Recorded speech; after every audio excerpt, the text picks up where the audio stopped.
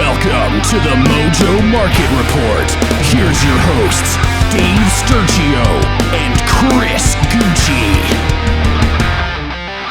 What's going on, everybody? Welcome to another edition and episode of the Mojo Market Report right here on a Tuesday. Almost said Monday, but we had the old Memorial Day weekend. Hope everybody enjoyed that. It is May the 30th, the last day of May, right? No. Yes. No, there's 31 days. I don't know the rhyme. Don't ask me the rhyme. Dave Sturchio, Chris Gueci, one more time here today. Lots to get into. I hope, as I said before, I hope everybody's had a safe Memorial Day weekend. I know the festivities were plentiful. How was your weekend, dude? You do all right? I mean, I didn't do much. I saw a bunch of movies, like a loser. So it's such a nice weekend too of weather. I'm in this movies. Weekend that was worth noting. Nothing. Honestly, it was a good weekend for me because I spent a little bit of time with the family, but nothing too crazy. Like I played volleyball with my nephews. Okay. That was probably the extent of my physical activity. And then I did. When I can't stress this enough. I did nothing. Sometimes that's the greatest gift. My girlfriend went to go see Taylor Swift front row, so she's on cloud 10 now. All right, let's talk about that for 1 second. I saw the seats. I messaged her. I was like, "Are you kidding?" Bro. Right? She was. Without getting too technical, she could see everything. But Taylor Swift is right there, directly, right as far there. as the camera is. Those. If she would have sold, she could have made her year's salary if she sold those, like at what they were going for on secondary markets. 100%. Your boy, big Swiftie fan as well. Aaron Rodgers is making himself at home in New York. By the way, he is loving life. He's in the press box. He's singing all the songs. All just to go 8 and 9, and get the Packers a great draft pick, top 15 pick to go into Green Bay. So that was. Watch, the Jets are going to struggle. I saw Bert Kreischer's new movie. The defense is too good to struggle. Bert Kreischer's new movie, very, very funny stuff. I bet you it's awful. Some will say it was awful. I thought it was very funny. What will I say? You'll say it's terrible. Terrible. But what I will say is some of the shock value points. You're like, wow, I'm really glad that they did this in movies again. You know, it's like one of those. You're waiting for these movies to come back. But in any event, and then I saw The Little Mermaid. So. That was incredible, by the way. That was so cool how they did all that. Yeah. I saw it by myself, sat at the theater, cried. No. Took the old daughter ski out to go see that one. But anyway, hope everybody enjoyed. We had a great weekend. Everybody had a great weekend, except the Miami Heat. No, they did. For 2 days. And then they splashed down yesterday. What a wild series this was, man. The Miami Heat finally wrap it up. Took them to Game 7 to get it done. Friday night, got the doors blown off him, right? I mean, or was it Friday? No, it was Thursday night.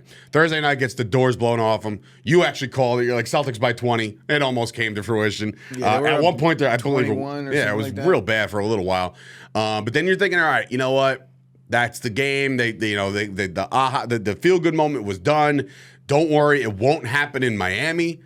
And sure enough, one of the craziest finishes I've ever seen. Saw it in real time. And I did the fist pump. I'm like, yeah, Miami won. Right? And I'm just like, why are they sticking with why are they looking at it? It's clearly he's not. And then they clear his day replay. I'm like, oh my God, they lost. There's some footage out there of like Miami bars that were celebrating, little private parties. And they were celebrating for minutes. Like full-on minutes. And they were like, oh, wait. Could you imagine being at that bar? Oh my God. It was so bad. First of all, that would not happen to me.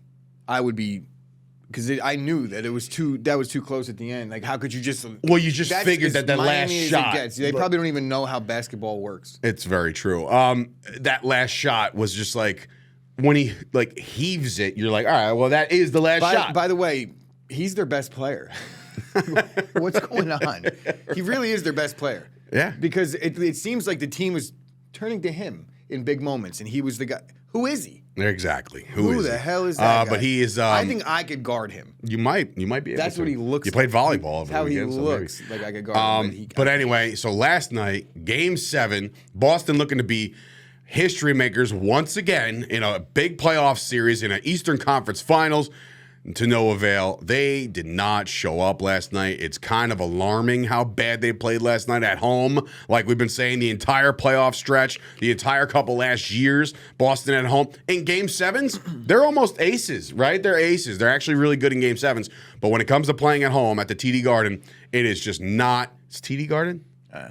Yeah. Yeah, right? All right. That guard, the guy in the broadcast kept calling it the Garden. I'm like, you better pause.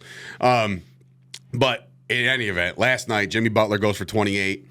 Caleb Martin, you can't say enough about that guy. The guy was hitting everything under the sun. He only goes for 26, but let me tell you something. Every time there was a shot in his hands, it felt like it was going through.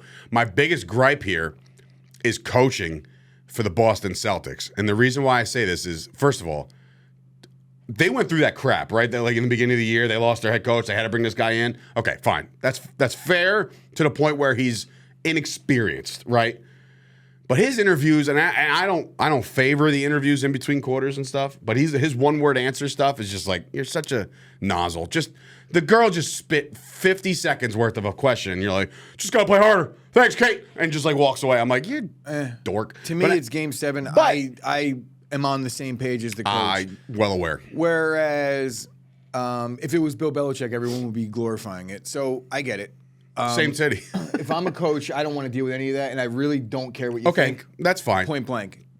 That wasn't my actual coaching secondary point. to that, he's like, why are they shooting 75 threes?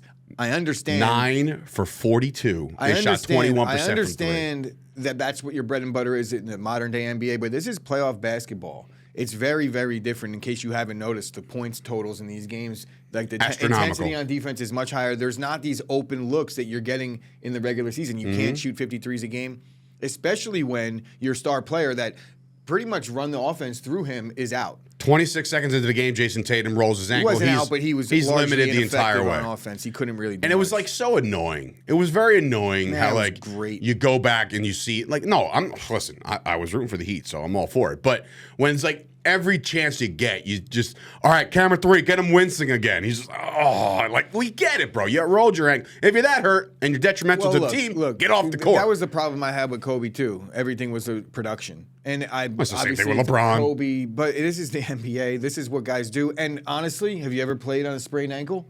That shit I sucks, stopped. Dude. I just stopped playing. So to understand, it's like he's got the cameras on him. It's Game 7. He's the star on the court, not just on the team. Like he's the best player on the court, and the cameras are going to be on him because Game 7 he had 50 points in the last one. He rolls his ankle on the first possession. I got to give credit there because he battled through. But as far as the Boston coach, I see a lot of Celtics fan calling for his job. Fair. He's right? basically an interim coach anyway. But look, how many year one coaches take your team to the Eastern Conference Finals? Not many. I understand he inherited a pretty much built situation. Sure. The team is good. But he was one win away from being the first coach in NBA history to come back from down 3-0 in an NBA series. If he would have done that, will we still be calling for his job? No. What if they got He's not going to get fired, by the way. You would assume not. They played for him. He shouldn't They get clearly fired. play for him. I mean, down 3-0, everybody had him dead to rights. I shouldn't say he shouldn't get fired, considering the NBA coaches that have been fired, and he hasn't done anything yet. Close to what they have. He inherited a job maybe a little too soon, and I'm not sure if he's had any experience anywhere else. I don't believe he has. I don't know. So maybe they give him another chance, but I think the city of Boston would like it if he was fired. I mean, look, there's something to be said to be down 3-0 and force a Game 7. Are you kidding? Like, nobody said it. We wrote it. They were dead to rights after the first two. I was like, this series is over, man. It's over. I think he did a good job getting them back in the series. Obviously, the players got to play better. Jason Tatum got hurt, so you could pretty much wash that away in terms of the game performance. It wasn't on him yesterday. Mm-hmm. But if they're running the offense and it's what he does, it's hard to make an adjustment in Game 7. All of a sudden, Game 6 and Game 7, they didn't shoot well in Game 6 either. But Jimmy Butler just shot worse. Right. So you weren't going to rely on Jimmy Butler shit in the bed 2 games in a row, and that's what they needed. Obviously, we'll dive a little bit more into this series as it gets closer. But your gut. This was a long, drawn-out series. A lot of emotion, a lot of strength used, a lot of fatigue, and all this stuff. Are we looking at a possible thrashing here? Denver's been sitting around waiting like a shark in the water, just waiting for the blood and the chum. You know what I mean? Like they're just waiting for this. Is Joker just going to handle it? I mean, I know there's personal beef between Joker and Butler, which is great. I think, well, not personal, but you know what I mean. Like on the court, last time you saw him, there was a lot of right, and so you're like, yes, this is going to be good. But did they really just leave it all out there for 7 games while the Nuggets just cruised? Yeah, they did. Jimmy Butler was wincing at the end of that game as well. Don't forget, he missed time in the Knicks series with an injury. So it's not like he's completely healthy. Nobody is at this point. but Bam was struggling with Al Horford at times in the series. Joker is going to annihilate Bam. So they better figure that out. The Heat don't really have size at all, right? If you want to consider Bam size, but you take Bam out. He's about 110 pounds soaking wet. I think that their bench bigs aren't really productive. And for the most part, yesterday they were going small when Bam was in foul trouble. They were going small. So it's going to be interesting to see how they even contend with Joker for a 7-game series. And the real answer is they can't. You know, like he's going to do his thing. You got to really hope for the best when it comes to their secondary guys and their third players, like their role guys, because you know Joker's going to go off. The only thing I could possibly say, and not to say that I'm like, you never, as a sports fan, root for injury, but you got to get physical with Jokic. You know what I mean? You got to get very, very physical. That's the thing. To the point where you're just like, he's getting frustrated. Physical, it's not, here's the thing, and it's I mean, I don't know. They don't really have many bigs in the rotation. They're without Tyler Herro, who's a 20-point game scorer. So it's not, the Heat are doing this without one of their primary offensive weapons. 100%. And that would be their best shot, would just be rain down threes and, shoot well. To do that over a 7-game series, that's a little hard. Get physical with Joker. With who? With who? Bam? Get him into foul trouble, then what? You have a really, it's just, these are the things that get presented to you when you have a guy like Jokic. And then what do you do if he just doesn't really play that style? Because Joker doesn't have to play that style. He could play the perimeter, and they're going to work the pick and roll. You get Bam off the block because you have to respect it. Joker could shoot over everybody, so you have to bring the big guy out on the block, and then you clear the block. It's literally pick your poison with the Nuggets. And the Heat, while it was a historical run, it was all great, it's going to come to an end, unfortunately, much like the bubble Heat against the Lakers. There's really crazy times. Crazy times. I can't say what I was going to say, but they blew it. They blew it. Not yet. Shot their load? Is that what you're looking for? It was. Is that what you're looking at? It's all hearsay. Anyway, look, here we go. NFL stuff, right? NFL. The Friday episode that we had, we said, hey, here comes some post-June 1st cuts. Well, guess what? They didn't want to wait till June, and that's the Arizona Cardinals. Crazy, too, by the way. I know. Like, it's bad business. I can't even explain it. I don't understand. Like, obviously, they were in the market of a trade partner, right? They were clearly shopping DeAndre Hopkins, and they weren't getting what they wanted. But the fact that they cut him with all, like, right, the bad business, like, Kyler Murray's got to be like, what are you doing? First of all, he was gone. That's fine. But if you're going to cut him, bro, they didn't wait till June 1st. They got hit with a $22 million. You sure they didn't, like, post-designate? I'm 100% positive because I read an article on it, and I was dumbfounded. The guy said there might be some underlying reason why they might have done that, and then I searched high and low on the internet, and I couldn't find it. Basically, they were just like, we don't want any money. So he's turning 31 in June, so he's obviously on the wrong side of 30. But DeAndre Hopkins, to be honest, is still one of the better receivers in football, if not top. I'm not giving him 7. I'm not giving him 25 mil. Well, he wants 23 apparently. So there is a little rumor that going around of his asking price. 2-year deal maybe. I don't know if he gets that asking price. And I don't know if teams are willing to spend unless you're right there, right? If you're right there and a DeAndre Hopkins puts you over the top, like then maybe you pony up for the 2 years. See, I don't see it. That's where I see a team that's right there. No team right now that's right there could afford that contract. Well, there is a landing spot list on NFL.com right now, which a lot of they break down how much money they have to spend as well. Here's the list: Kansas City. Well, I'll just go off of that's who's the list. Buffalo right now has 1.5, according to overthecap.com, has $1.5 million available right now, and that's after wheeling and dealing to do a couple more manipulating things to the thing. So I don't know how they would do that, right? And of course, we talked about the list that he came up with. Yeah, is Josh Allen on the list of quarterbacks? Does Buffalo have anybody that's designated for a post-June 1st cut? I don't know, but that could be an option. Sure. They could make it work, is what I'm reading here. They could make it work in some weird way. There's still some flexibility for some of these teams.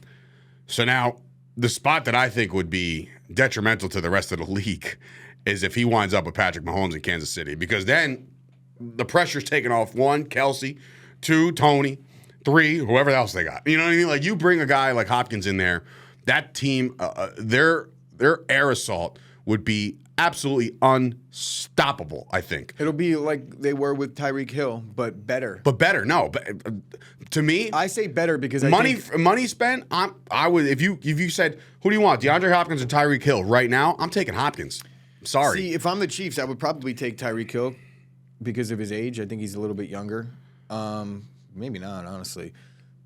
Here's an interesting one. And I know it works there, but I think Kadarius Toney is a little bit closer to a Tyreek Hill. And right, so now you're adding a new one. Bit of a gadget, a possession like that. guy that doesn't drop a ball.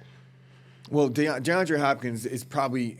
Imagine you called him a possession guy to his face. Oh, he'll punch me right dead in the mouth. Here's a surprise team: the Detroit Lions. How about that?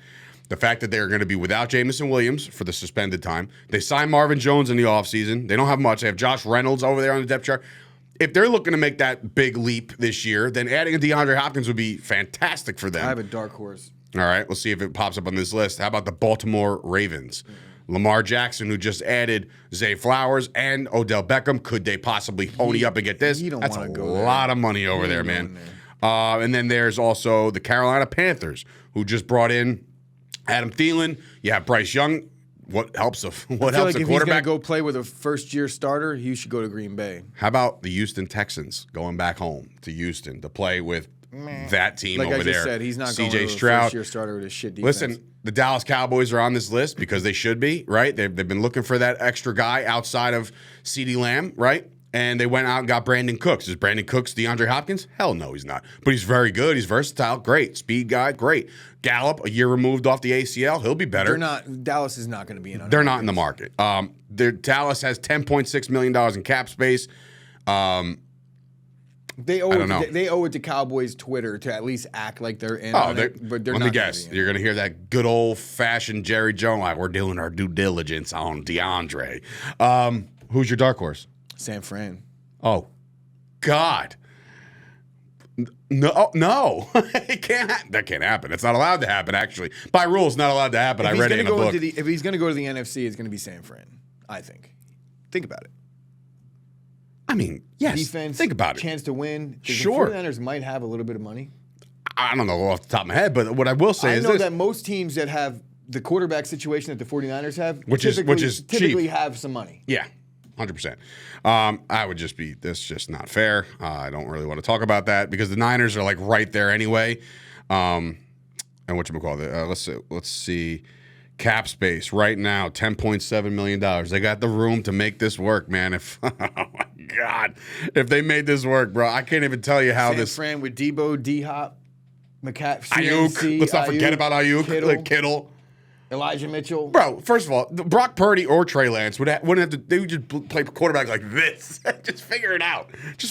It does seem to make sense. Oh, great. Makes perfect sense. It's just like, I don't think he picks an NFC team unless it's San Fran. And I'm basing all that, I don't care about. Like the odds, it's like all for the team, or the fan of the team to be like, we have a chance because Vegas said so. No. I'm listening to that annoying I Am Athlete podcast. Oh, you listen to that crap? No, I'm listening to that interview. Specific excerpts from that interview where Hopkins is talking about the type of team he wants to play for. Sure. It's going to be a great defense. That's like the most important thing. We need a great defense. Defense wins championships. And then a quarterback. Dallas. That is. San Fran. A quarterback that is driven. And so that eliminates San Fran. It does. In terms of that, right? But that defense and the NFC. You go to the AFC, it's like, ooh, this is tough. Philly don't have the money nor the room on the offense, right? Truth. San Fran, you would think, doesn't have the room on the offense, but they kind of do because it's D-Hop. And they have the money. So there's that, right? I'm just waiting for that If he goes to the AFC, alert. you could pick your team, but it's going to be tough coming out of the AFC. Is he going to the Patriots who have the money and need the help? No. Giants could be a landing spot, but Giants are definitely have been rumored. But I don't see him wanting to go catch passes from Daniel Jones. Well, guess what? They're also not paying Saquon, so let's not get crazy about how much money the Giants could really go out there and bring in another star player and then look over at Saquon and be like,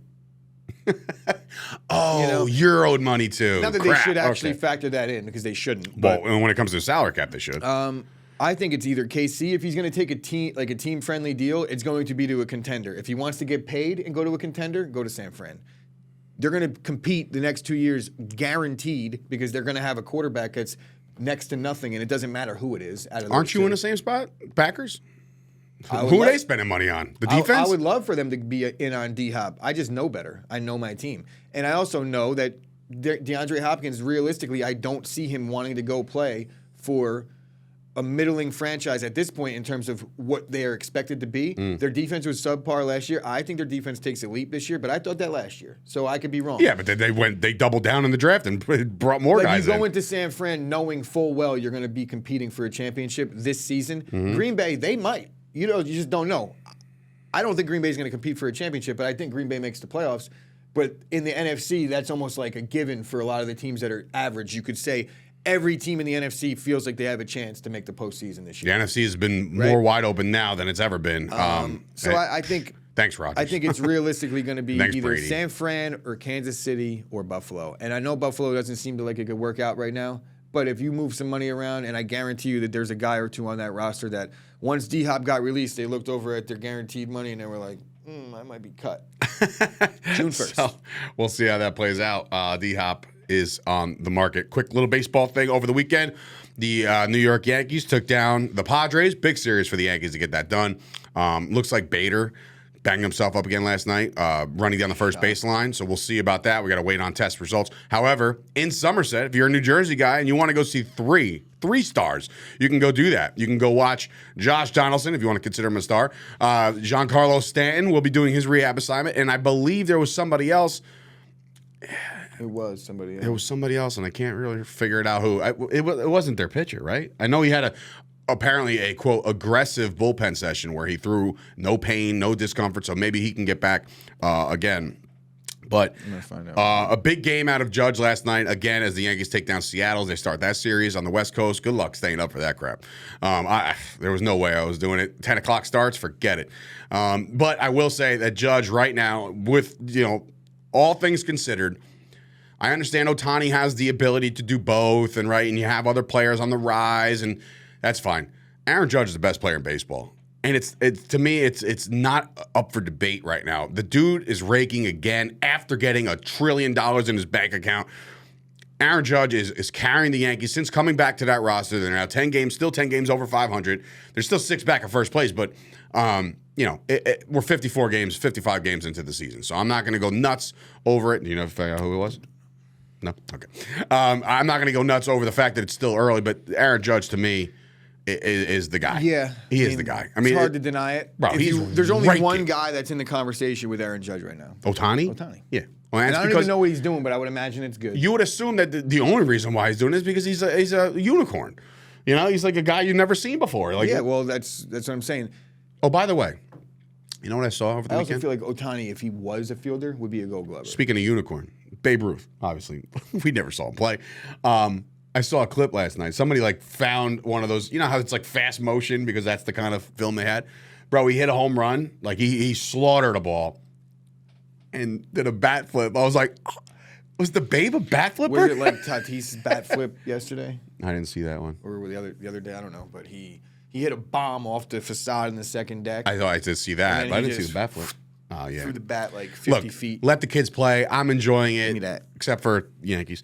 The Mets right now sitting after 54 games are a 500 club, so they lose a heartbreaker the other day. They came all the way back in the ninth, and that was on Sunday. They were off yesterday, so they came all the way back in the ninth, scored 3 runs, but to no avail.